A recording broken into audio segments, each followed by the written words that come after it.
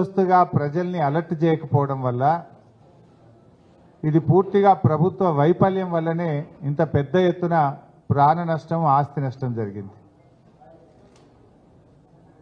మేము ఈరోజు BRS party పక్షాన మాజీ మంత్రివర్యులు సబితా ఇంద్రారెడ్డి గారు, పువ్వాడ అజయ్ కుమార్ గారు, జగదీశ్వర్ రెడ్డి గారు, అదేవిధంగా గౌరవ రవిచంద్ర గారు, నామానాగేశ్వరరావు గారు, వివేక్ గౌడ్ ఎమ్మెల్యే గారు, మా చంద్ర వెంకట వీరయ్య సీనియర్ మాజీ శాసనసభ్యులు, అదేవిధంగా కౌశిక్ రెడ్డి ఎమ్మెల్యే గారు,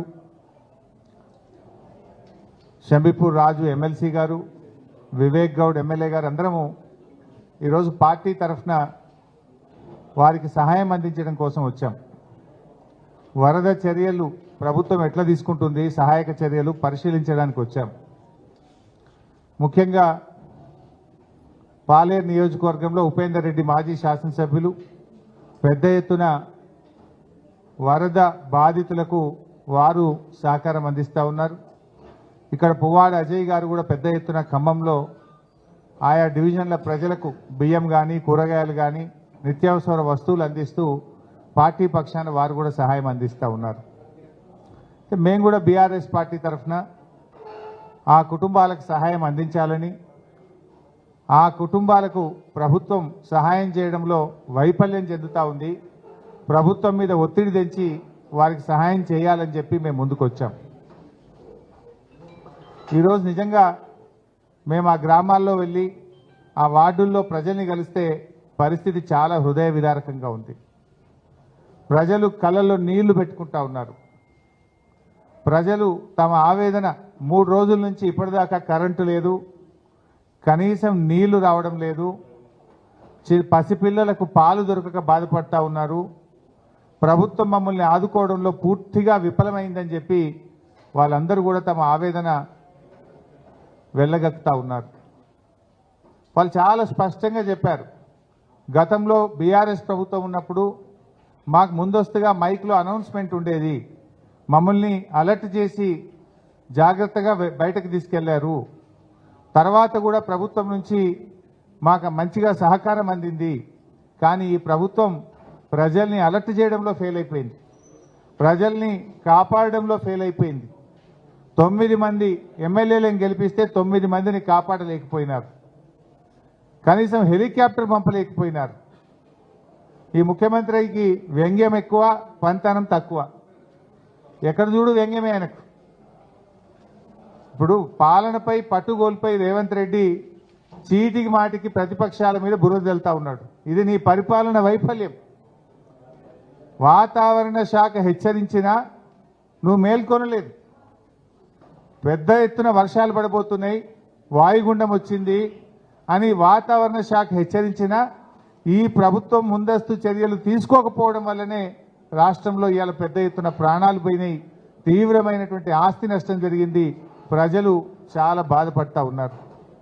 ఏ ఇంటికి పోయినా చెప్తున్నారు 4 లక్షలు 5 లక్షల నుంచి 10 లక్షల రూపాయల ఆస్తి నష్టం జరిగిందని. కట్టు బట్టలు తప్ప మాకు ఏమీ లేవు, అన్ని సర్వం కోల్పోయాం.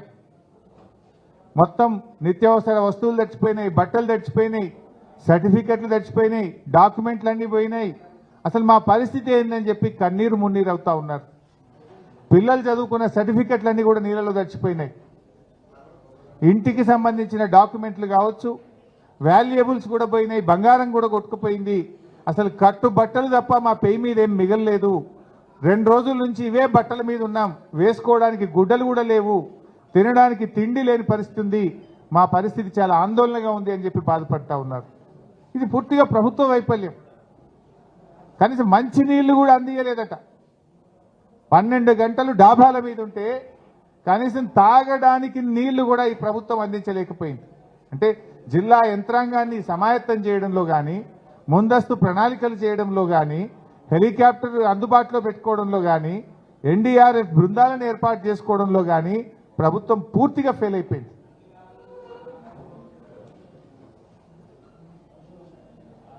ఆ ముఖ్యమంత్రి గారు మరి ఆ రోజు ప్రతిపక్షంలో ఉన్నప్పుడు చనిపోయిన కుటుంబాలకు 25 లక్షల రూపాయలు ఇవ్వాలని అడిగారు.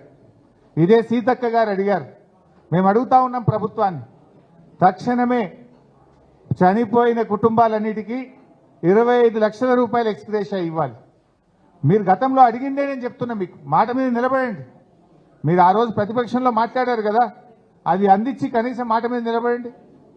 ఇలా ఏ ఇంట్లో చూసినా 5 లక్షల నుంచి 10 లక్షల రూపాయల నష్టం జరిగింది.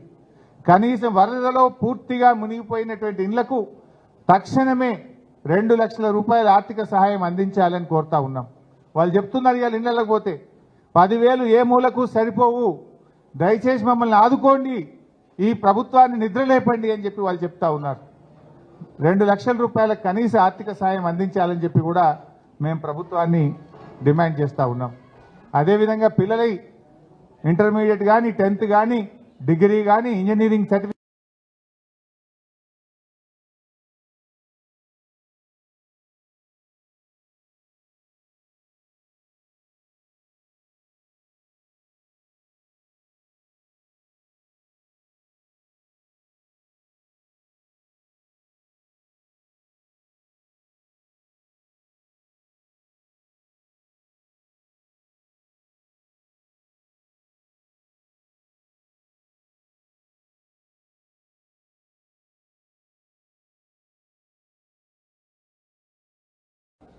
ఏం చేస్తున్నారు? వరద తగ్గి దాదాపు 48 గంటలైనా ప్రజల్ని ఆదుకోరా? అన్నం కూడా పెట్టడంలో ఫెయిల్ అయిపోయింది ఈ ప్రభుత్వం. కనీసం ఇంత భోజనం ప్యాకెట్లన్నా పంపాలి కదా. మీరు బియ్యం ఇస్తే వండుకునే పరిస్థితి లేదు. ఇంట్లో దాదాపు ఒక అడుగు మోకాలు లోతు బురద ఉన్నది ఇళ్లలో. నీళ్ళు ఏవైతివి, ఆ బురదను తీసుకోవడానికి వాళ్ళు నానా తంటాలు పడుతున్నారు. కట్టుకోవడానికి బట్టలు లేవు, కరెంటు లేదు, నీళ్లు లేవు. బియ్యం ఒక 5 కిలోలు ఇచ్చిపోతే వాళ్ళు ఎట్లా వండుకోవాలి, ఎట్లా తినాలి? కనీసం ఇంత అన్నం ప్యాకెట్లు కూడా సరఫరా చేయడం చేతనైతే లేదా ఈ ప్రభుత్వానికి? పూర్తిగా ఈ ప్రభుత్వం ఒక దివాళకోరు ప్రభుత్వంగా మారిపోయింది. ముఖ్యమంత్రికి వ్యంగ్యం ఎక్కువ. మోకాలికి బోడగుండుకు లింక్ పెట్టి పిచ్చి మాటలు మాట్లాడే ప్రయత్నం చేస్తూ ఉన్నాడు ముఖ్యమంత్రి గారు. ఇక మేము డిమాండ్ చేస్తూ ఉన్నాం, కేంద్రం కూడా ఫెయిల్ అయిపోయింది. ఈరోజు కేంద్ర ప్రభుత్వం కూడా రాష్ట్రాన్ని ఆదుకోవడంలో ఫెయిల్ అయింది. 8+8 = 16 కాదు, 0 అయింది. కేంద్ర బడ్జెట్లో 0, వరద సహాయంలో కూడా నష్టమే అయిపోయింది. ఏమైంది? కేంద్రం నుంచి ఎన్డీఆర్ఎఫ్ బృందాలు ఎందుకు పంపలేకపోయారు? కనీసం ఒక హెలికాప్టర్ని ఎందుకు పంపలేకపోయారు? ప్రాణాలు కాపాడడంలో రాష్ట్ర కేంద్ర ప్రభుత్వాలు ఫెయిల్ అయిపోయినాయి. ముఖ్యమంత్రి గారిని డిమాండ్ చేస్తున్నాం, అఖిల పక్షాన్ని ఢిల్లీ తీసుకుపోండి, మేము వస్తాం. ప్రధానమంత్రిని నిలదీద్దాం, పదండి. ఎందుకు మన రాష్ట్రానికి సాయం చేయరు అడుగుదాం. అఖిల పక్షాన్ని ఢిల్లీకి తీసుకుపోండి. అన్ని పార్టీల వాళ్ళు వస్తాం. బీజేపీ వాళ్ళు వస్తారా రారా, ప్రజలు చూస్తారు వాళ్ళ సంగతి. అంటే ఇలా రాష్ట్ర కేంద్ర ప్రభుత్వాల నిర్లక్ష్యానికి ఖమ్మం, మహబూబాద్ జిల్లా ప్రజలు బలైపోయింది. ఈరోజు ఎంత వాళ్ళ కళ్ళలో నీళ్ళు వస్తున్నాయి వాళ్ళని చూస్తుంటే. ప్రతి మహిళ వాళ్ళ ఆవేదన, తడిచిపోయిన బియ్యాన్ని చూపిస్తూ ఒక్క వస్తువు కూడా లేదు. కొన్ని అయితే ఇళ్లలో నుంచి కొట్టుకొని పోయినాయట, వరదలో కొట్టుకొని పోయినాయి. అసలు సామాన్లు లేవు అన్నా, స్టీల్ బౌళ్ళు తప్ప ఏమీ మిగలలేదు అని ఒక మహిళ చెప్పింది. ఆ స్టీల్ సామాన్ ఒకటి కొన్ని చోట్ల మిగిలింది బురదల. ఇక మిగతాది ఏది పనికిరాదు. ఇక కాగితాలు పోయినాయి, డాక్యుమెంట్లు పోయినాయి, బట్టలు పోయినాయి, డబ్బులు పోయినాయి, సమస్తము కోల్పోయింది. ఆ స్టీల్ సామాన్ ఒక్కటి మిగిలిందన్నా, అంతకు మించి ఇంకేం మిగలలేదని చెప్పి పాపం ఆ మహిళలు కన్నీళ్లు పెట్టుకొని మాట్లాడడం జరుగుతూ ఉంది. ఇవాళ ఎట్లా తయారైందంటే ఈ ప్రభుత్వం చనిపోయినటువంటి వాళ్ళ విషయంలో కూడా సంఖ్యను తక్కువ చేసి చూపే ప్రయత్నం చేస్తుంటారు. ముఖ్యమంత్రి గారు 16 మంది చనిపోయినట్టున్నారు. మా దగ్గర స్పష్టంగా వివరాలు ఉన్నాయి.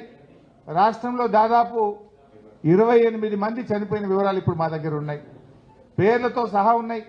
ఖమ్మం జిల్లాలో 9 మంది, యాకూబ్, సైదాబి, సాంబశివరావు, పద్మావతి, అశ్విని, మోతీలాల్, రాము, ఆదమ్మ, నీలమయ్య.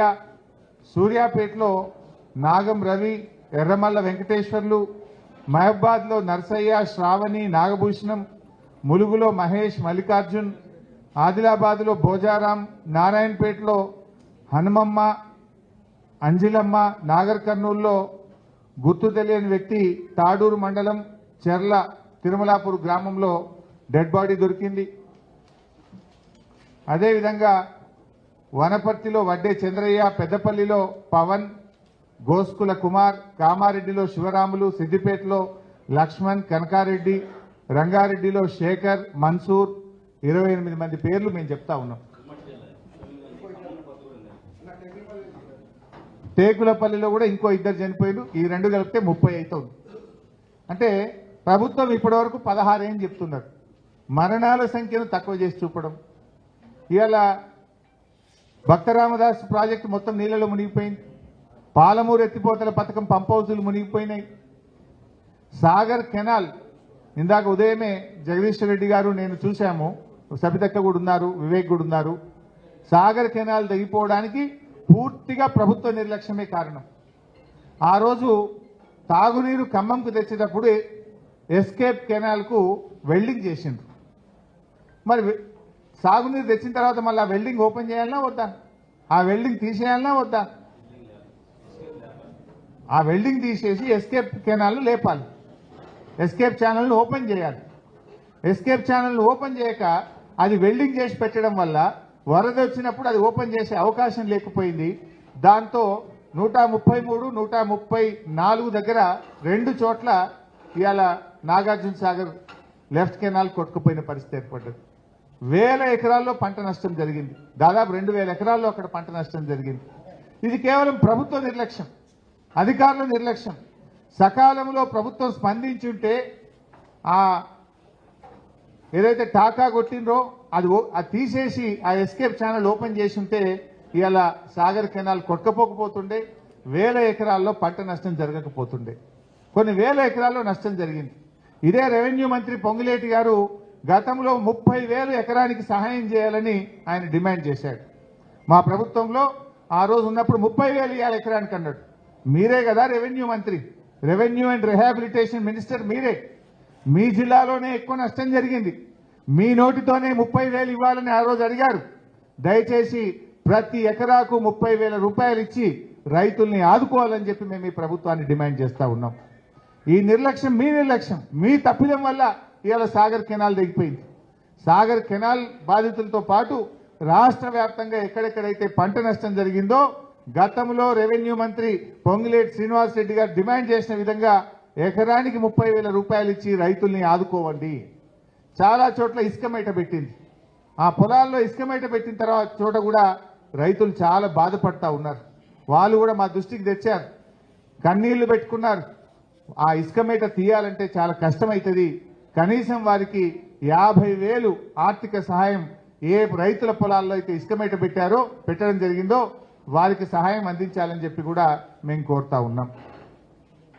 ఇవాళ రేవంత్ రెడ్డి గారు ఏది మాట్లాడినా నిన్న కూడా మాట్లాడుతూ మేము ఆర్థిక సహాయం చేయాలన్నట్టు. ప్రతిపక్షంలో ఉన్నప్పుడు ఆ రోజు మేము ప్రభుత్వంలో ఉంటే ప్రభుత్వం మాకు సాయం చేయట్లేదని మాట్లాడినాం.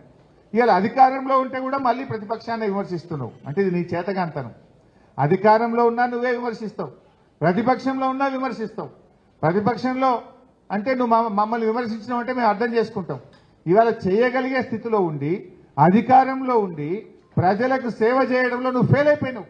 అసలు ఎక్కడ పోయినావు? మొన్న నువ్వు వరదలు వచ్చినాడు, వరదలు వచ్చిన 24 గంటలు నువ్వు ఇంట్లోనే ఉన్నావు. కనీసం ఒక వీడియో కాన్ఫరెన్స్ పెట్టలే, సెక్రటరియట్కు రాలేదు. ఎక్కడున్నావు అని నేను అడుగుతా ఉన్నా. You are failed. ఈ రకంగా నీ వైఫల్యాన్ని ప్రతిపక్షాల మీద నీ యొక్క ఫెయిల్యూర్లో నీకు అంటిన బురదను ప్రతిపక్షాలకు అంటించాలి, నీ బురద గడుక్కోవాలని చూస్తున్నావు నువ్వు. కానీ ప్రజలు ఏమంటున్నారు? ఇవాళ ఖమ్మంలో మేము తిరుగుతుంటే అన్నా మీ ప్రభుత్వమే బాగుండే, కేసీఆర్ గారు బాగా చేసిండ్రు అని కొన్ని 100 నోట్ల మేము విన్నాం. ఇవాళ ఏది మాట్లాడినా అంతే. రైతు రుణమాఫీ కాలేదంటే హరీష్ రావు గారు ఇంటింటికి పోయి కాగితాలు జమ చేసి మాకు ఇవ్వాలంటాడు. లేదా కేంద్రం బడ్జెట్ ఇస్తలేదంటే కేసీఆర్ గారు దీక్ష చేయాలంటాడు. వరదలు వచ్చినాయి సాయం చేయంటే బీఆర్ఎస్ వాళ్ళు చేయాలంటాడు. మరి అన్ని మేం చేస్తే నువ్వెందుకు కూర్చున్నావు సీఎం కుర్చీగా? నువ్వు ఉన్నది చేయనీక దేనికోసం? వరదల్లో కూడా రాజకీయం చేస్తావా? నేనేం మాట్లాడిండు మీరు చూడలేదా బ్రదర్? సూర్యాపేటలో మా మీద బురద చల్లిండు, పొద్దున చిట్చాట్లో మమ్మల్ని తిట్టిండు. నిన్న వీళ్ళు కలెక్టరేట్లో మీటింగ్ పెట్టి రివ్యూ చేసిండ్రా బైసాబ్? మీరే ఉన్నారు కదా, 6 ఉపన్యాసం కొట్టిండ్రు. బయటకెళ్ళి వచ్చిన వాళ్ళు 2 జిల్లా మంత్రులు, 3 ముఖ్యమంత్రి, 6 ఉపన్యాసం కొట్టింది తప్ప జిల్లాలో పంట నష్టం ఎంత జరిగింది, ప్రాణ నష్టం ఎంత జరిగింది, ఆస్తి నష్టం ఎంత జరిగింది, రీహాబిలిటేషన్ క్యాంపులో ఎంతమందిని పెట్టినారు, ఎంతమందికి అన్నం పెడుతున్నారు, కరెంటు పునరుద్ధరణ ఎప్పుడు జరుగుతుంది, ఏం చేద్దాము అనే ఒక ప్రణాళిక గురించి మాట్లాడిందా? కలెక్టరేట్ రివ్యూలో మీరే ఉన్నారు కదా, 6 ఉపన్యాసం కొట్టిండ్రు, గంటన్నర సేపు ఉపన్యాసం కొట్టింది తప్ప రివ్యూ తక్కువ, ఉపన్యాసం ఎక్కువ. ఆ ఉపన్యాసం ఏంటి? ప్రతిపక్షాలు దిట్టుడు, మా మీద బురద జల్లుడు, అంతకు మించి అసలు మీరు చేయాల్సిన పని ఏంది? Where is the seriousness? 3 మంత్రులు ఫెయిల్ అయిందని ముఖ్యమంత్రి బయలుదేరిండు. మనం చూడలేదా నిన్న? మంత్రుల మీద ప్రజలు తిరగబడ్డారు, తీవ్రమైన ఆవేశాలు వ్యక్తం చేశారు. సరి చేసుకోండి, ప్రజలకు సేవ చేయండి, ప్రజలకు ఇచ్చిన మాట నిలబెట్టుకోండి. అది మీకు చేత కాదు. మేమొస్తే చివరికి మా మీద కూడా దాడి చేసే ప్రయత్నం చేయాలి. ఒక అమ్మాయి రిషిక మన వీడియో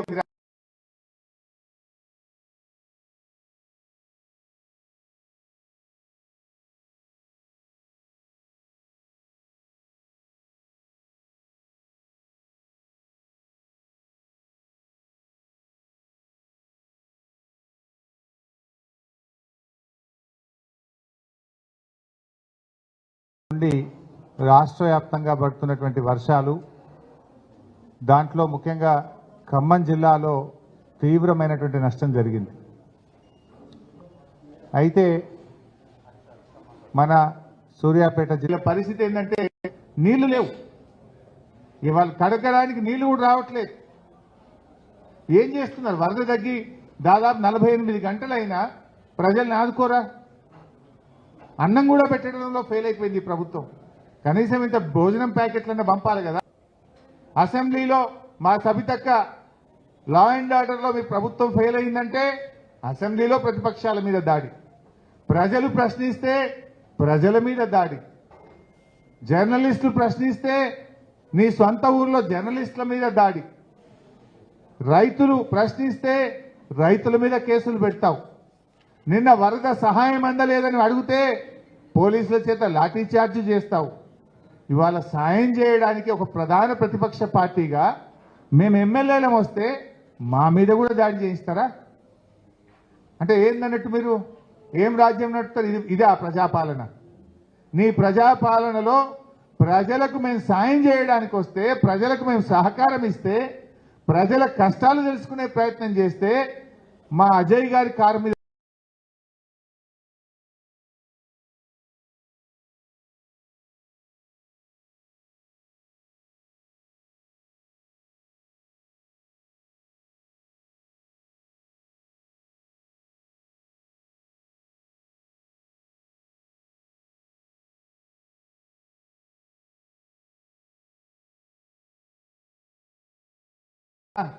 మీరు బియ్యం ఇస్తే వండుకునే పరిస్థితి లేదు. ఇంట్లో దాదాపు ఒక అడుగు మోకాలు లోతు.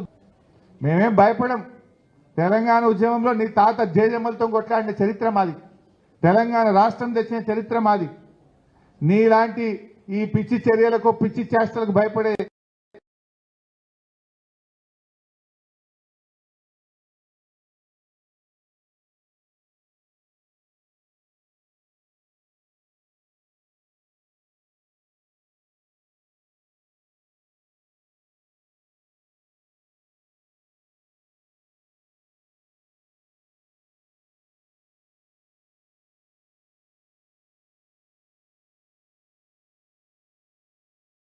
వాళ్ళకి ఇన్పుట్ సబ్సిడీ అందించండి.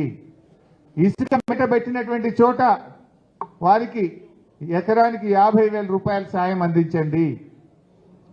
అదేవిధంగా సర్టిఫికెట్లు, డాక్యుమెంట్లు ఎవరైతే నష్టపోయినరో ఇంటి రిజిస్ట్రేషన్ డాక్యుమెంట్లు కానీ, అదేవిధంగా మున్సిపల్ డాక్యుమెంట్స్ అన్ని కూడా పోయినాయి, అదేవిధంగా పిల్లల సర్టిఫికెట్స్ అన్ని కూడా పోయినాయి. వాళ్ళందరికీ కూడా దయచేసి ఉచితంగా సర్టిఫికెట్లు ఇప్పించే కార్యక్రమం చేపట్టండి. ఇళ్లలో పూర్తిగా మునిగిపోయి కట్టుబట్టలు తప్ప ఏమీ లేనటువంటి ఇండ్లు ఉన్నాయి. దాదాపు నాకు తెలిసి ఒక 3,000 ఇళ్లు ఖమ్మంలో ఉన్నట్టుగా ప్రాథమిక అంచనా, మా పార్టీ అంచనా. ఫ్రిడ్జ్లు, టీవీలు, గ్రైండర్లు, కూలర్లు, బట్టలు, బెడ్స్, బియ్యము, సమస్తం బట్టలు తప్ప ఏమీ లేవు. ప్రతి ఇల్లు 4-5 లక్షల నుంచి 10 లక్షలు నష్టపోయింది. వారికి ఇంటికి 2 లక్షల రూపాయల ఆర్థిక సహాయం అందించి ఆ కుటుంబాలను ఆదుకోవాలి, కాపాడాలని చెప్పి బీఆర్ఎస్ పార్టీ డిమాండ్ చేస్తుంది. కేసీఆర్ గారి హయాంలో గతంలో వరదలు వస్తే మా అజయ్ గారు, వీరయ్య గారు, ఉపేందర్ రెడ్డి గారు వీళ్ళందరూ ఆ రోజు రిటైనింగ్ వాల్ కట్టి దీనికి ఒక శాశ్వత పరిష్కారం కావాలని చెప్పి కోరారు.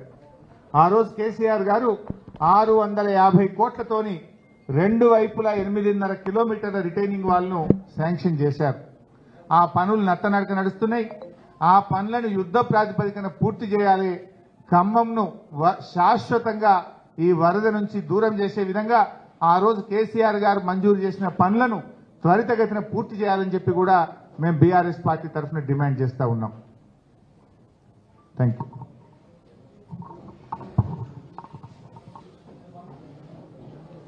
మీడియా మిత్రులందరూ నమస్కారం. ఇప్పుడు హరీష్ రావు గారు చెప్పినట్లుగా తెలంగాణ రాష్ట్రంలో రాష్ట్ర ప్రభుత్వం అనేది పూర్తిగా విఫలమైంది. ప్రజలు చెప్తున్న మాట అది. సార్ మా గతంలో వరదలు వచ్చినాయి. వరదలు వచ్చినప్పుడు ముందుగానే అనౌన్స్మెంట్ చేసిండ్రు, వచ్చి మీరు సురక్షిత ప్రాంతాలకు వెళ్ళాలి అని చెప్పి ప్రభుత్వ యంత్రాంగం అంతా కూడా సహకరించి, స్థానిక ప్రజాప్రతినిధులు అందరూ కూడా సహకరించి మాకు రక్షణ కల్పించిండ్రు. ఇంత నష్టం జరగలేదు మాకు. ఈసారి ప్రభుత్వం ఎక్కడుందో మాకు కనపడతలేదు ఈరోజు కూడా అని చెప్పి స్పష్టంగా చెప్పాను.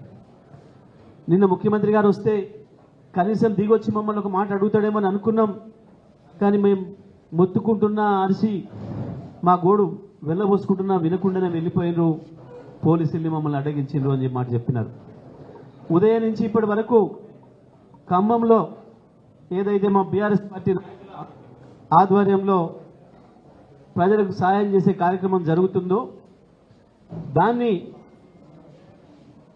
చూడడానికి, దాన్ని మా నాయకులను ఎంకరేజ్ చేయడానికి కేసీఆర్ గారి ఆదేశాల మేరకు ఇవాళ హరీష్ రావు గారు, సబితా ఇంద్రారెడ్డి గారు, మిగతా శాసనసభ్యులతో కలిసి మేము ఖమ్మం వచ్చినాం.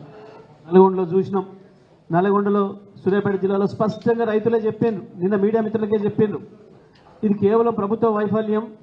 వాస్తవానికి ఎస్కేప్ ఛానల్ అనేది ఎమర్జెన్సీ కొరకే పెడతారు, కానీ దాన్ని కూడా సీల్ చేసి పెట్టడం అనేది ఒక దుర్మార్గమైన పని. ఇది ఎవడు కూడా చేయడు, బుర్ర ఉన్నవాడు ఎవడు కూడా చేయడు, బాధ్యత ఉన్నవాడు ఎవడు చేయడు. చేసిన వాళ్ళు కనీసం దాన్ని తీసేయలేదు, దాంతోనే తెగిపోయింది కాలువని మాట చెప్పారు. ఖమ్మంకి వచ్చిన తర్వాత ఎక్కడికి వెళ్ళినా, ఏ బజారుకి వెళ్ళినా ముఖ్యమంత్రి గారిని వెళ్ళిపోమ్మని చెప్పిన ప్రజలు మరి హరీష్ రావు గారి నాయకత్వంలో వచ్చిన బీఆర్ఎస్ టీంకి బ్రహ్మాండంగా స్వాగతం పలికిండ్రు. చెప్పిన వాళ్ళ బాధలు చెప్పుకున్నారు. సార్ చెప్పండి, కొట్లాడండి, ప్రభుత్వం తరఫున మేము మొన్న పొరపాటు చేసుకున్నాం, ఆ పొరపాటును సరి చేసుకున్న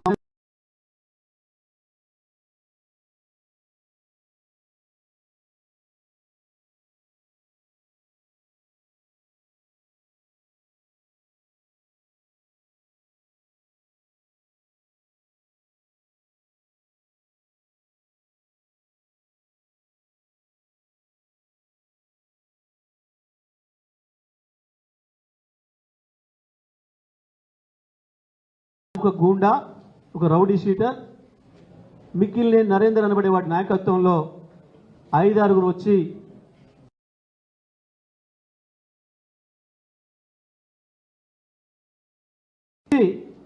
దాడి చేసి, ముందు అజయ్ గారి కారు మీద దాడి చేసి దాన్ని బలగొట్టడమే కాకుండా ఏ కారులోనైతే హరీష్ రావు గారు ముందు వస్తున్నారో హరీష్ రావు గారి పైన దాడి చేసిన పద్ధతుల్లో రాయి తీసుకొని దాడి చేసి కారద్దాలు బలగొట్టడమే కాదు, మా పైన కూడా దాడి చేసే ప్రయత్నం చేసిండ్రు. మేము ఈ దాడిని తీవ్రంగా ఖండిస్తూ ఉన్నా. ఎట్టి పరిస్థితుల్లో కూడా ఆ గుండాలపైన సరైన చర్యలు తీసుకోకపోతే వదిలిపెట్టే ప్రశ్న లేదు. ఈ గుండా దాడులు దీంతో భయపెట్టిస్తా అని చెప్పి రేవంత్ రెడ్డి ఉప ముఖ్యమంత్రి మంత్రులు అనుకుంటే మీ తెలివి తక్కువతనం అవుతుంది. ఈ రౌడీయిజం, ఈ గుండాయిజంతో ప్రజల్ని అణిచిపెట్టి పరిపాలించిన వాడు ఎవ్వడు కూడా కొత్త. మీరు చాలా చిన్న ఆకు రౌడీలు. మీరు గతంలో పోయిన నియంత్రణ ముందట చాలా చిన్న వాళ్ళు మీరు.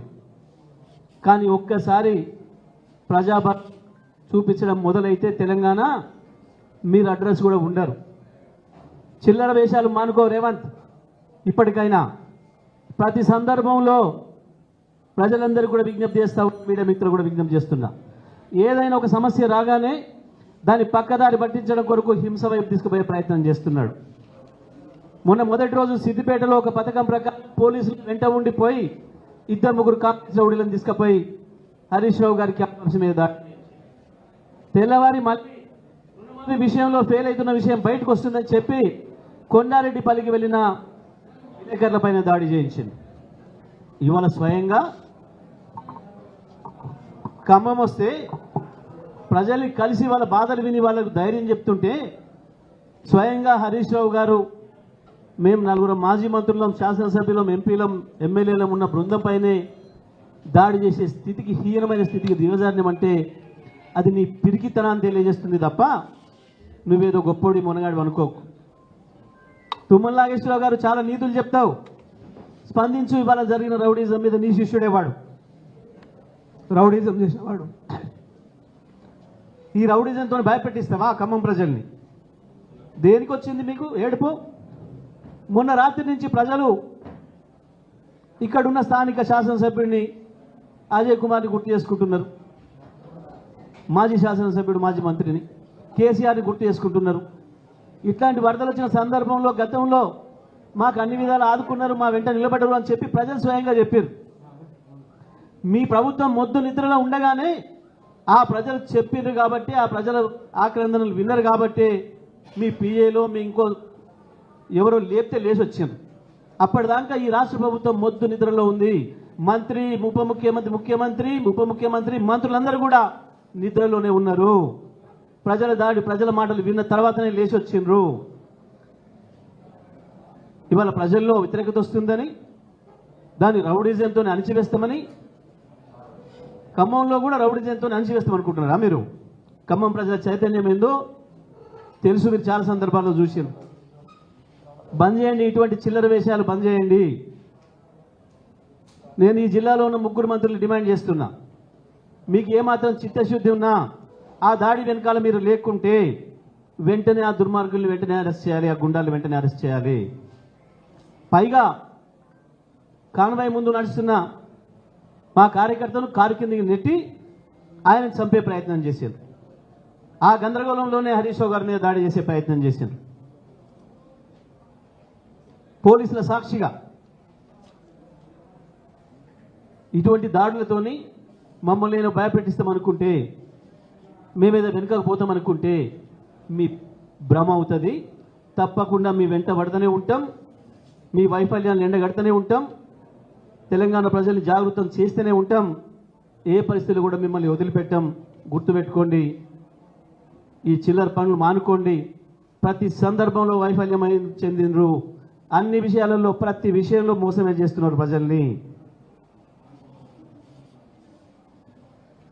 రమ్మని మాట్లాడింది నువ్వే.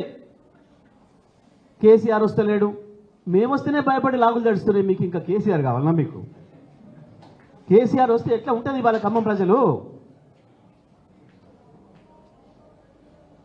నువ్వే కదా అడిగినావు నిన్న సూర్యాపేటలో. నువ్వేదో ముఖ్యమంత్రి అనుకోని ప్రజలు సాయం చేస్తామని ఎదురు చూసిండ్రు. ఏం చెప్పినావు నిన్న ఖమ్మంలో సూర్యాపేటలో? కేసీఆర్ రాట్లే, కేటీఆర్ రాట్లే, బీఆర్ఎస్ ఎమ్మెల్యేలు రాట్లే, ఎందుకు వణుకుతున్నావు ఇవాళ రాగానే? వచ్చింది నలుగురమే కదా, ఎందుకు వణుకుతున్నాం అప్పుడే? ఏ రకంగా చేస్తావు దాడి? ఏం సంబంధం? ఇక్కడెక్కడో ఉన్న కౌన్సిలరు వీడియోస్ కాలనీ ఏరియాలో ఉన్న కౌన్సిలర్కి అక్కడ ఏం సంబంధం వచ్చి దాడి చేస్తాడు?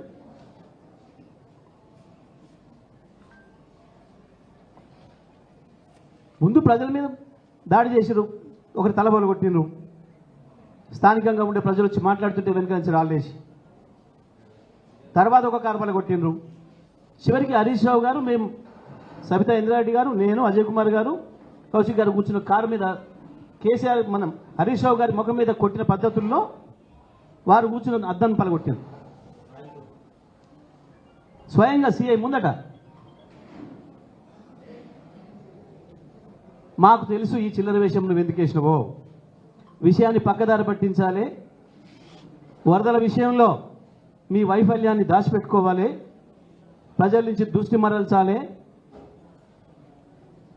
స్వయంగా మేము బీఆర్ఎస్ ఎమ్మెల్యేల మీదే దాడి చేసినామని చెప్పి ఏదో భయపెట్టాలి అన్న మీ చిల్లర ఆలోచన ఇది మమ్మల్ని ఏం భయపెట్టలేదు, మమ్మల్ని ఏం ఆపలేదు. ఖమ్మంలో మా నాయకుల్లో మా కార్యకర్తల్లో ఖమ్మం ప్రజల్లో కూడా భయపెట్టలేరు. ఈ రకంగా మానుకోండి, ఈ చిల్లర వేషాలు మానుకోండి. ఇప్పటికైనా దాడులను మేము ఏమైనా ప్రోత్సహించలే, కేసీఆర్ గారు అనేటటువంటి రానియలే. ఇప్పటి కూడా మేమేం రానియం, మళ్ళీ మేమేం ప్రతిదాడులు చెయ్యం. ఏ పద్ధతిలో చెప్పాలనో బుద్ధి ఆద పద్ధతుల్లో చెప్తాం, ప్రజలు చెప్పిస్తాం మీకు బుద్ధి ప్రజల చేత. మేము ఖమ్మం సిపిని కూడా డిమాండ్ చేస్తూ ఉన్నాం, వెంటనే దానిపైన విచారణ చేసి జరిగిన దాడికి బాధ్యులు ఎవరో వాళ్ళపైన చర్యలు తీసుకోవాలి. దాంట్లో పోలీసుల పాత్ర కూడా ఎంత మేరకు ఉందో చూడాలి, విచారణ చేయాలి. మీరు కలిసి వచ్చిండ్రు, ఉదయం నుంచి తిరుగుతున్న మా వెంట ఒక్క పోలీసు వాళ్ళు లేరు. 4 శాసనసభ్యులు మాజీ మంత్రులు వచ్చి తిరుగుతుంటే, మాజీ శాసనసభ్యులు ఎంపీలు ఎమ్మెల్యేలు బృందం తిరుగుతుంటే ఒక పోలీస్ కానిస్టేబుల్ కూడా లేని సందర్భంలో ఉదయం నుంచి ఇప్పటి వరకు ఎందుకు కాంగ్రెస్ గుండాలు దాడి చేసే సమయంలోనే పోలీసులు వచ్చిండ్రు, తెలుసుకొనే బదులుకొనే వచ్చిండ్రు. ప్రజల తిరుగుబాటుకు రౌడీలకు ఎక్కడ తన్నులు పడతాయన్న భయానికి ఆ రౌడీని కాపాడుకోవడం కొరకే పోలీసులు వెంట ఇచ్చి పంపించిండ్రు. కానీ నిజంగా ప్రజల తిరుగుబాటు మొదలైతే ఈ పోలీసులు కూడా మిమ్మల్ని కాపాడలేరు, మీ రౌడీలను కాపాడలేరు, గుర్తుపెట్టుకోండి.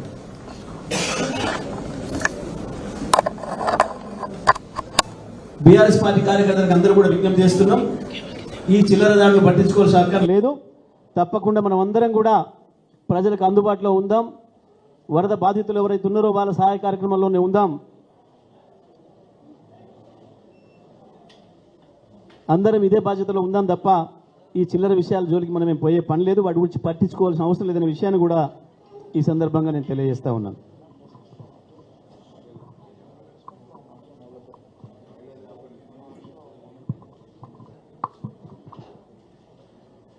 గౌరవనీయులు మాజీ మంత్రివర్యులు హరీష్ రావు గారు, సబితా ఇంద్రారెడ్డి గారు, అలాగే జగదీశ్వర్ రెడ్డి గారు, శాసనసభ్యులు, శాసనమండలి సభ్యులు మరియు మాజీ ఎంపీలు, మాజీ శాసనసభ్యులు, బీఆర్ఎస్ పార్టీకి సంబంధించిన ప్రతినిధి బృందం ఖమ్మం నగరంలో ఈరోజు మున్నేరు వరదకి జరిగిన నష్టం అలాగే బాధితుల్ని పరామర్శించి వారికి సహాయం చేసే కార్యక్రమానికి విచ్చేసిన సందర్భంగా మీడియా సమావేశానికి వచ్చిన మీడియా మిత్రులందరికీ నమస్కారం. మిత్రులారా, నిన్న ఇవాళ మొన్న 3 రోజులుగా ఖమ్మం నగరం ప్రజలు అల్లల్లాడుతూ ఉన్నారు. చాలా ప్రాంతాల్లో జరిగిన వరద నష్టానికి సంబంధించి నేను నిన్న కూడా ప్రెస్ మీట్ పెట్టి మాట్లాడినాం. ఆ విషయాల జోలికి లేదా మా హరీష్ రావు గారు కానీ జగదీశ్వర్ రెడ్డి గారు కానీ స్పృశించిన విషయాల జోలికి పోకుండా నేను క్లియర్ కట్గా ఒక విషయం చెప్పదలుచుకున్నా. ప్రతిపక్షంగా మా పాత్ర మేము పోషించాల్సిన బాధ్యత మాకుంది. ప్రజలు మమ్మల్ని ప్రధాన ప్రతిపక్షంగా ప్రజల పక్షాన ప్రశ్నించమని, కష్టాల్లో ఉన్నప్పుడు వాళ్ళ కష్టాలని ప్రభుత్వానికి తెలియజేయటం కోసం, ప్రభుత్వం మీద ఒత్తిడి తీసుకురావడం కోసం చేసే ప్రధానమైన కర్తవ్యమే ప్రధాన ప్రతిపక్ష పాత్ర మా బాధ్యత. ఆ బాధ్యతను నెరవేర్చడం కోసమే పెద్దలందరూ వచ్చారు. వచ్చి బాధితుల్ని పరామర్శించి వారికి ఇతోధికంగా ఎంతో కొంత సాయం చేయాలని చెప్పే కార్యక్రమం ఇవాళ నడిచింది. నిన్నేం నడిచింది, మొన్నేం నడిచింది మీరు చూశారు. కానీ ఎంత దారుణం అంటే, ఒక ముఖ్యమంత్రి గారు ఈ పట్టణానికి వచ్చి, నగరానికి వచ్చి నైట్ స్టే చేసి ప్రజలకి స్వాంతన కల్పించాల్సిన చర్యల మీద రివ్యూ చేసి వారికి ఘనమైన ఆర్థిక సాయం కానీ లేకపోతే ఏదైనా ప్రకటిస్తారనుకుంటే ముష్టి 10,000 ఏ ఇంటికి పోయినా చెప్తున్నారు, మా ఇంట్లో సామాన్లు 5 లక్షలు పోయినాయి, 10 లక్షలు పోయినాయి అని. 10,000 రూపాయలు అది ప్రకటించడం కోసం తమరు వచ్చి 24 గంటలు ఇక్కడ ఉండి, దాంట్లో చివరికి వ్యక్తిత్వ హననం ఏదైతే గతంలో చేయటం అయితే అలవాటు ఉందో అదే వ్యక్తిత్వ హననాన్ని కొనసాగించి మీరు కేసీఆర్ గారిని, హరీష్ రావు గారిని, కేటీఆర్ గారిని, చివరికి నన్ను అనరాని మాటలన్నీ కడుపు నిండా ఇక్కడ ఉన్నోళ్ళకి ఏదో కాంగ్రెస్ వాళ్ళు సంతోషం కల్పించారు అనుకుంటారు, కానీ ప్రజలకు మాత్రం సంతోషం అనిపిస్తలేదు. మీ పర్యటన ద్వారా ప్రజలకి ఏమి స్వాంతన కలుగుతుందో ఒకసారి ఆలోచన చేయండి. మీ పర్యటన అయిపోయి మీరు వెళ్ళిపోయిన తర్వాత మేము వెళ్తే కూడా ప్రజలకు ఓడి పెట్టుకుంటున్నారు. ఇయో మీరు ఇట్లా బురద పూసుకొని తిరుగుతున్నారు. ఒక్క నాయకుడు కనీసం వచ్చి మమ్మల్ని కిందకి దిగి పలకరించలేదు. ఎట్లున్నారని పలకరించలే, ఏం తిన్నావు ఏం తాగినావు అని పలకరించలేదని ప్రజలు బాధపడతా ఉంటే ఆ బాధలు వినటానికి వచ్చి 4 డివిజన్లు 5 డివిజన్లో తిరిగి పర్యటన ముగించుకొని వెనుకకు వస్తూ ఉంటే మేము ఏర్పాటు చేసిన స్థానికంగా కొంత సాయాన్ని వారికి అందించి వస్తూ ఉంటే నిస్సిగ్గుగా ఇంతమంది శాసనసభ్యులు ఉన్నారే, ఇంతమంది మాజీ మంత్రివర్యులు, ప్రజాప్రతినిధుల మీద ఆ రకంగా నీ కాంగ్రెస్ గూండాలతో నిన్ను రౌడీ షీటర్లతో హత్యాయత్నం, ఒక మాజీ మంత్రివర్యులు 3-4 మీద ఒక కారులో ఉన్నాం, అంత బాజాప్తగా హత్యాయత్నం చేసేటట్లు అది పోలీసుల సమక్షంలోనా? ఇది శోభనిస్తుందా? ఈ రాష్ట్రానికి హోంమంత్రి ఎవరు? సాక్షాత్తు ముఖ్యమంత్రి గారు. నేను డిమాండ్ చేస్తూ ఉన్నా, మీ పోలీసుల సమక్షంలో జరిగిన కాంగ్రెస్ గుండాలు రౌడీ షీటర్ల యొక్క ఈ దాడికి సంబంధించిన వ్యక్తులు ఎవరైతే ఉన్నారో ఆ వ్యక్తుల్ని తక్షణం మీరు అరెస్ట్ చేయాలా, వాళ్ళ మీద యాక్షన్ తీసుకోవాలో మేము కంప్లైంట్ ఇస్తాం. ఇప్పుడు పోతా ఉన్నాం సిపిఐ గారి దగ్గర పోయి. ఈ రకంగా ప్రజల దగ్గర పోవటాన్ని మీరు అడ్డుకోలేరు. ఈ తుంటరి చర్యలకు అడ్డుపడితే నిజంగానే హరిచంద్ అన్నట్లు, లేకపోతే కేసీఆర్ గారు అనేకసార్లు అన్నట్లు తెలంగాణ వచ్చేదా తెలంగాణ? ఎన్నిసార్లు ఎన్ని రకాల దాడులు జరిగి ఉండొచ్చు. కేసీఆర్ గారు ప్రాణాలే తీయాలని ఆలోచన చేసిన వాళ్ళు, హరిచంద్ లాంటి వాళ్ళని, కేటీఆర్ గారు లాంటి వాళ్ళని ప్రాణాలు తీయాలని చేసిన వాళ్ళు ప్రాణాలు సైతం లెక్క చేయకుండా ఉద్యమం నడిపిన చరిత్ర ఈ పార్టీది. మీరు చిల్లర రౌడీలు, వీధి రౌడీలు మీరు ఆపుతారా? ప్రజల దగ్గర పోకుండా మమ్మల్ని ఆపలేరు. కాబట్టి తస్మాత్ జాగ్రత్త. ఇది మాలో మరింత పట్టుదల పెంచుతుంది, మరింత జనం దగ్గర తిరుగుతాం మేము. మీరందరూ కూడా ఇక్కడున్న 3 మంత్రులు దీనికి బాధ్యత తీసుకోవాలి. ఇవాళ ముఖ్యమంత్రి గారితో సహా బాధ్యత తీసుకొని మేము మా మీద దాడి జరిగిన దాన్ని మిగతా ప్రజాస్వామ్యవాదులు అలాగే మిగతా పార్టీలు కూడా చూస్తున్నారు కాబట్టి వాళ్ళు కూడా బాధ్యతతో ఖండిస్తారని, అట్లనే ప్రభుత్వం తక్షణం దీంతో పాటుగా ఈ వ్యక్తుల మీద దాడి చేయడం కాకుండా, దాడి చేసిన వాళ్ళ మీద చర్య తీసుకోవడం కాకుండా మా ప్రధానమైన మా ఆక్రోశం ప్రజలకి న్యాయం జరగాల. ప్రజల కోసం అని చెప్పి మేము వచ్చినాం, ప్రజల కోసం తిరిగినాం కాబట్టి ఆ వరద బాధితులకు సరైన న్యాయాన్ని ఇమీడియట్గా చేయండి. వాళ్ళకి ఇప్పటికైనా మంచినీళ్ళు పంపండి, కరెంటు పవర్ రెజ్యూమ్ చేయండి. 3 రోజులు అయింది పవర్ లేదు వాళ్ళకి, తాగటానికి మంచినీళ్ళు లేవు, తినడానికి తిండి లేదు. దయచేసి వాళ్ళకి ఇమ్మీడియట్ రిలీఫ్ మెజర్స్ ఇవ్వండి. అట్లనే మేము గతంలో చెప్పినట్టు ఇప్పుడు కూడా చెప్పినట్టు మరణించిన వారికి 25 లక్షలు, తర్వాత నగరంలో ఇళ్లలో వస్తువులు కోల్పోయిన వారికి 2 లక్షల రూపాయల చొప్పున తక్షణ సాయం కూడా అందించాలని కూడా ప్రభుత్వాన్ని డిమాండ్ చేస్తూ సెలవు తీసుకుంటా ఉన్నాం. 2-3 విషయాలు మర్చిపోయాను. ఒకటేమో మొన్న ప్రభుత్వం ఫెయిల్ అయిపోయిన ఒక 7 వ్యక్తులు 9 ప్రాణాలు కాపాడినారు. ముఖ్యంగా వారిని అభినందించకుండా ఉండలేకపోతున్నాం. బీఆర్ఎస్ పార్టీ తరఫున ముఖ్యంగా గ్రామ పెద్ద తిరుపతిరావు గారు, మరొక పెద్ద వెంకటనారాయణ గారు, JCB owner Venkatramulu, Upender, Jawahar Lal, Subhash, Nagesh, Subhan, JCB driver Subhan, Nageswararao, ఈ 7 అత్యంత సాహసోపేతంగా మరి ఆ రోజు రాత్రి ప్రజల ప్రాణాలు కాపాడారు. వారికి హృదయపూర్వకంగా బీఆర్ఎస్ పార్టీ అభినందనలు తెలియజేస్తూ ఉంది. వాళ్ళు ఇక్కడ ఉన్నారు, వాళ్ళకి సన్మానం కూడా చేస్తాం. ఎందుకంటే ప్రభుత్వం ఫెయిల్ అయింది. ఉదయం నుంచి సాయంత్రం దాకా అదిగో ఇదిగో హెలికాప్టర్ వస్తుందని చెప్పి హెలికాప్టర్ పంపలేకపోయినారు. చివరికి దేవుడే కాపాడాలని చేతులు ఎత్తేసినారు. కానీ అక్కడ ఈ 7 వ్యక్తులు ధైర్యం చేసి ఆ జేసీబీని పెట్టి, ఆ జేసీబీ ఓనరు, డ్రైవరు, గ్రామ పెద్దలు తాడు సహాయంతో, జేసీబీ సహాయంతో వారిని కాపాడారు. వారి ప్రభుత్వం ఫెయిల్ అయినా ఇవాళ వాళ్ళు ఒక బాధ్యతాయుతంగా కాపాడినందుకు వారిని మనస్ఫూర్తిగా అభినందిస్తూ ఉన్నాం. అదేవిధంగా ఈరోజు మా పువ్వాడ అజయ్ గారు దాదాపు 3000 మందికి కూరగాయలు, నిత్యావసర వస్తువులు పంపిణీ చేయడానికి స్టార్ట్ చేసినారు. దాదాపు కొంతమందికి ఈరోజు అయింది, మిగతా వాళ్ళకి చేస్తున్నారు. అదేవిధంగా వడ్డీరాజు రవిచంద్ర గారు కూడా ఒక 3000 నిత్యావసర వస్తువుల సరుకులను వారు కూడా పంపిణీ చేస్తున్నారు. వారికి కూడా అభినందనలు. అదేవిధంగా ఉపేందర్ రెడ్డి మాజీ శాసనసభ్యులు కూడా పెద్ద ఎత్తున పాలేరు నియోజకవర్గంలో నిత్యావసర వస్తువులు పంపుతున్నారు. అంతేకాకుండా మేము బీఆర్ఎస్ పార్టీ తరఫున కూడా రాష్ట్ర వ్యాప్తంగా మా నియోజకవర్గాల నుంచి కూడా రేపటి నుంచి వారికి అవసరమైన బియ్యం కానీ పప్పులు, నూనెలు, బట్టలు తదితర వస్తువులు కూడా రేపటి నుంచి మేము కూడా లారీల్లో డీసీఎంల్లో ఖమ్మం మా బీఆర్ఎస్ పార్టీ ఆధ్వర్యంలో ఇక్కడికి పంపించి పంపిణీ కూడా చేయబోతా ఉన్నాం. ఇప్పటికే రాష్ట్ర వ్యాప్తంగా బీఆర్ఎస్ పార్టీ కాల్ ఇచ్చింది. మొన్న మా సిద్దిపేటలో అయితే 4-5 లారీలు రెడీ అయినాయి. రేపు ఉదయం నేను జెండా ఊపి ఖమ్మంలో అజయ్ గారికి పంపిస్తాను. అట్లా అన్ని నియోజకవర్గాల నుంచి కూడా రాష్ట్ర వ్యాప్తంగా బీఆర్ఎస్ పార్టీ ఇతోధికంగా సాయం చేయబోతా ఉంది. ఆ కుటుంబాలను చూసిన తర్వాత నిజంగా కళ్ళలో నీళ్ళు వచ్చినాయి. పెద్ద ఎత్తున ఆ కుటుంబాలకు పాలేరు, ఖమ్మం ఈ ప్రాంత నియోజకవర్గ ప్రజలకు పెద్ద ఎత్తున మేము అన్ని రకాల సహాయ సహకారాలు అందిస్తాం. మా దగ్గర నుంచి కూడా ఇక్కడికి పంపించడం జరుగుతుంది. ఇకపోతే కొన్ని ఫొటోస్ ఉన్నాయి.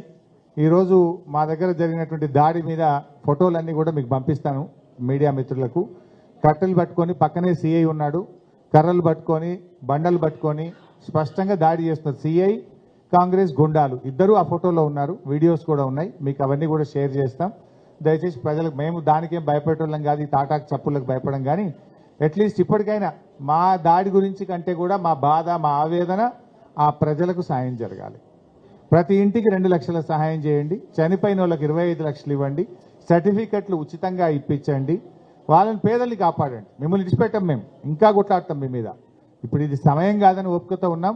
తప్పకుండా పిల్లలకు బుక్స్ కూడా పోయినాయి మొత్తం. కొత్తగా మళ్ళీ పాఠ్య పుస్తకాలు ఇవ్వండి, నోట్బుక్స్ ఇవ్వండి, సర్టిఫికెట్స్ ఇవ్వండి. ఆ కుటుంబాలను ఆదుకోండి. ఇప్పటికీ మంచినీళ్ళు పోలేదు, ఇప్పటికీ కరెంటు పోలేదు.